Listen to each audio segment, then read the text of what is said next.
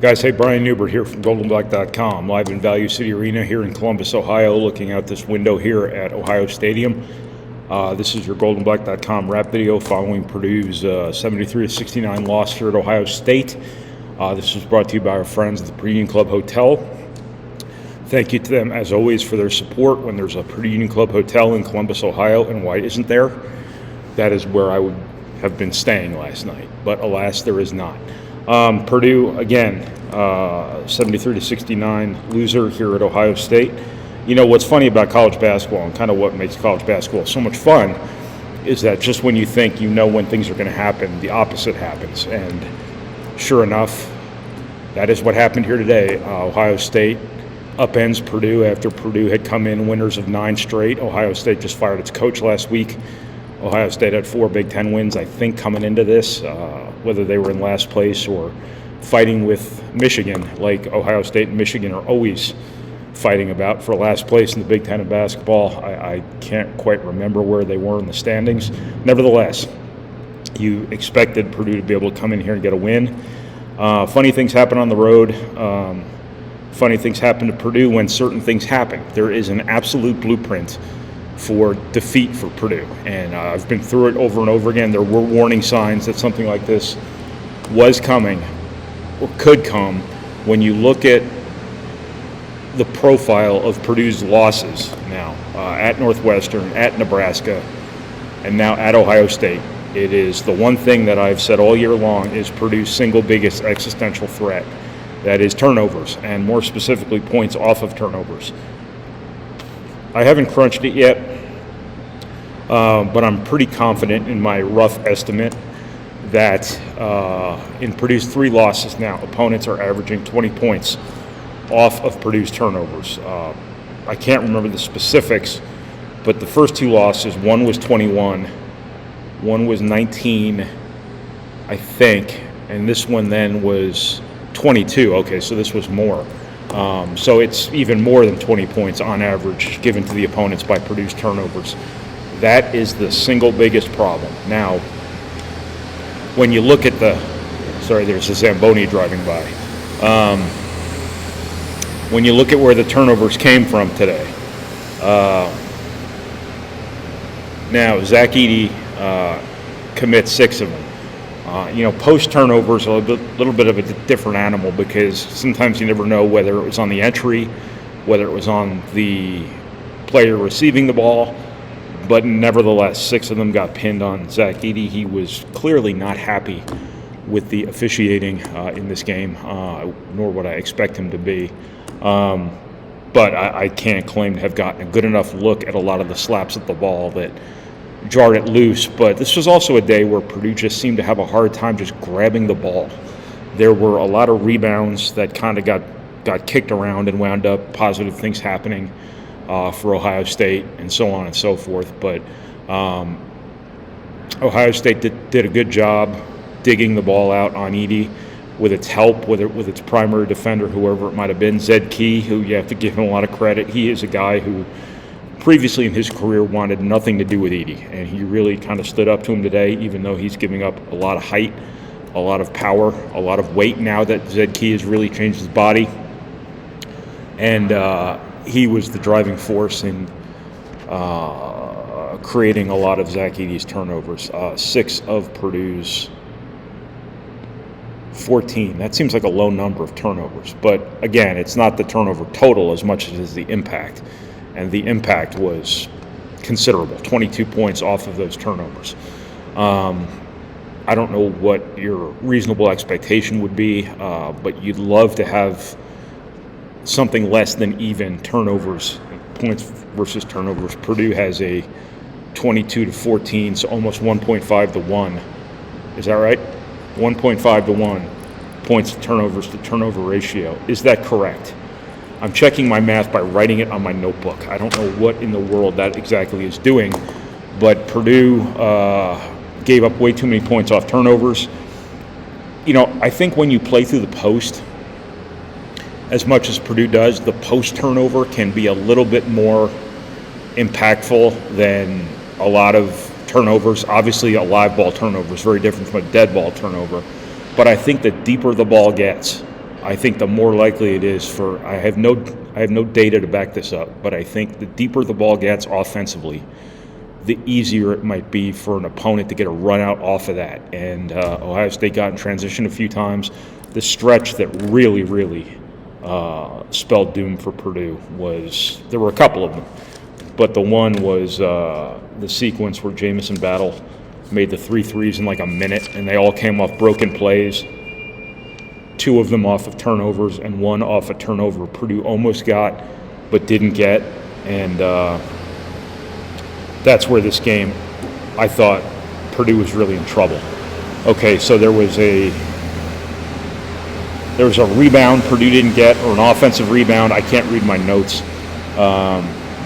There was the 3 off the near turnover, and then there was the 3 off the Fletcher Lawyer turnover, throwing the ball into the post. So that was 3 threes in, I don't know if that's 15:08, 15:18. I don't know. I can't read my handwriting, but it's less than a minute, roughly a minute. That took Purdue from being 3 down with plenty of time to go to being 12 down with 14 and change left. Had Purdue gotten that down to 1 or even taken a lead there like they did later on, I think Purdue probably goes on to win this game. But alas, those 3 threes, all off broken plays, those aren't necessarily defensive breakdowns as much as they are offensive breakdowns or loose ball breakdowns that lead to defensive breakdowns, I guess you would say. That's where this game swung, and that's where this game was won by Ohio State. As good as Bruce Thornton was, as good as their post D was, as good as Jamison Battle was, it all comes back to just Purdue giving up 22 points off of turnovers, denying themselves those 14 possessions, and giving up a few too many second chances. 7 points off second chances. That's not a huge number, but I think they were impactful turnovers. As I said, there were times where Purdue just struggled to catch the ball. They competed with themselves for rebounds at times, rebounds that ultimately got away from them and led to positive things for Ohio State. So it really is one of those games where it just, Purdue calls it Purdue beating Purdue. I think you got to give Ohio State a little bit more credit than that, but it does come down to turnovers. As I say, it's always turnovers. When Purdue struggles, when Purdue loses specifically, it's always turnovers. And this was the biggest example yet. And it's the single biggest thing that threatens Purdue every time they take the floor. That they're going to have one of these games where they just turn the ball over too much. They take their very efficient offense down a peg because they're denying themselves possessions, but they're also compromising their defense by allowing too many points easily. That being said, Purdue wasn't good enough defensively in this game either. They didn't do a good enough job disrupting Bruce Thornton. They didn't do a great job on Jamison Battle. I will say that 3 of Battle's threes, came off those broken plays. Again, that's not really your defense breaking down. That's your offense compromising your defense, or your inability to grab a ball compromising your defense. The last 3 Battle made, which was the biggest one yet, that was systematic because Fletcher Lawyer was standing at the elbow, couldn't get out to Battle. Lawyer is not leaving Battle alone. Purdue's system is such that there's got to be, they want elbow help. When a guard goes to turn the corner, they want somebody at the elbow to dig at the ball to try to close off the lane for them. So if you think Lawyer just forgot to guard Jamison Battle on that play, that's not accurate. That was good offense beating Purdue's defensive MO. So I just wanted to clarify that. I think a book's being written here a little bit on Purdue in terms of taking away the three-pointer. That was a big deal in this game too. They only got 9 of them off. The only guy who really got volume was Lance Jones, and he's a guy who gets his shots in transition, gets his shots on his own in confined spaces. Systematically, the three-pointer was kind of taken away from Purdue. Braden Smith got a good look off an inbound late in the game. That would have been a big shot. Didn't go in. But I just think a big part of Purdue's offensive mix here was nullified in this game, and that, is probably something people are going to look at that theoretically then should allow Purdue to thrive on the interior. Today, you already know, I already broke down that part of the story. Is the turnovers in the post were a big deal. Trey Kaufman run gets Purdue off to a great start offensively. Ade doesn't quite have the game you're used to having, and here we are again, 22-13, and we're talking about Zach Ade like it's just what you expect from him, and you just kind of take it for granted. But the 6 turnovers are the number here. Again, I don't know how many calls Purdue didn't get that it probably should have gotten, but Purdue loses on a day when it goes 20 of 20 at the foul line, which was a revelation because Purdue's been very uneven at the foul line lately.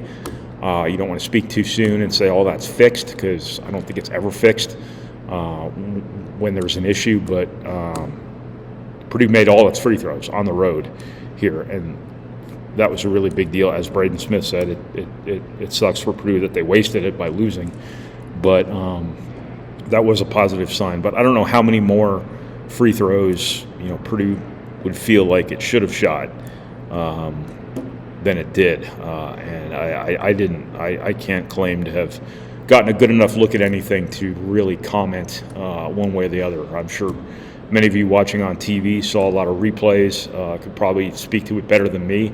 I'm 100 yards away, and it's hard for me to really gauge that stuff. So really disappointing outcome here for Purdue, but again, one that the book had been written here. The turnovers, the points off turnovers, that's how you beat Purdue. That's how Purdue beats Purdue. And then obviously hot three-point shooting is another key to beating any team in the country. But it's also been a common denominator when Purdue has lost. And Ohio State 7-21 is not a great number. It's right on par with their percentage. But the timely three-point shooting is what it was. That stretch from Battle was just, really, really monumental in this game. And then that big one he made late while Purdue couldn't, was trying to, I think they were up at the time maybe. No, they were down a possession. Him making that shot was the biggest shot of the game. He made a lot of the biggest shots of the game, shall we say. So, look, that's kind of what I got here. This stuff happens in the Big Ten. Purdue's still in a good spot here. That 2-game lead is now gone. But as I said before, college basketball is a funny game, and anything can happen on any given night, no matter how much better one team is than the other, no matter how much one team is struggling, no matter how much disrepair one program seems to be in relative to the team coming to play against them. And this was kind of classic college basketball in that regard, because I don't think anybody would have seen this coming. But as I've said, there's an asterisk before every Purdue game. Purdue is really, really, really good, really good. They're an elite team, asterisk, when they're not turning the ball over. That is the single biggest key to every single game for Purdue. They can lose any game on their schedule if they do what they did at Northwestern, at Nebraska, and here at Ohio State. The turnovers, the points off turnovers, that's the biggest piece of the formula that has spelled defeat for Purdue on 3 occasions this year. So, look, that's what I got. I'm basically just telling you the obvious here. I'm telling you all the same things I've been telling you all year about the keys to Purdue being beaten. And but this was the most glaring example yet, really. So, look, that's what I got. So, from Purdue's 73-69 loss here at Ohio State, this is Brian Neubert from goldenblack.com. Thank you to the Purdue Club Hotel for your support. As always, we appreciate it. Thank you for watching. Thank you for reading. Thank you for listening. And thank you for processing our materials, no matter how it is you process those materials. Thanks, everybody.